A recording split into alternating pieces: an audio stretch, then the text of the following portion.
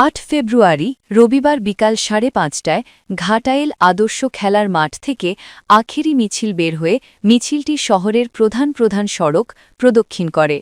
ঘাটাইল প্রতিনিধি মোহাম্মদ শফিকুল ইসলাম জানান, এতে উপস্থিত ছিলেন টাঙ্গাইল ৩ ঘাটাইল আসনের ইসলামী আন্দোলন বাংলাদেশ এর মনোনীত হাতপাখা প্রতীকের প্রার্থী মাওলানা রেজাউল করিম, ইসলামী আন্দোলন বাংলাদেশ টাঙ্গাইল জেলা শাখার প্রচার ও দাওয়াহ বিষয়ক সম্পাদক মাওলানা ফয়সাল আহমদ, ইসলামী আন্দোলন বাংলাদেশ টাঙ্গাইল জেলা শাখার নির্বাহী সদস্য মুফতি সাইফুল ইসলাম, ইসলামী আন্দোলন বাংলাদেশ ঘাটাইল উপজেলা শাখার সভাপতি মাওলানা সুলাইমান ভুইয়া, ইসলামী আন্দোলন বাংলাদেশ এর সভাপতি হাফেজ মাওলানা আব্দুর রউফ, টাঙ্গাইল জেলা ইসলামী ছাত্র আন্দোলন বাংলাদেশ এর সাবেক সভাপতি মাওলানা ফয়সাল আহমদ, উপজেলা ইসলামী ছাত্র আন্দোলন বাংলাদেশ এর সভাপতি মোহাম্মদ তানভীর আহমদ, ইসলামী আন্দোলন বাংলাদেশ ঘাটাইল পৌর শাখার সভাপতি মাওলানা লুৎফর রহমান, আশরাফ আলী, হাবিবুর রহমান, হরমুজ আলী আবদুল্লাহ সহ আরও অনেকে।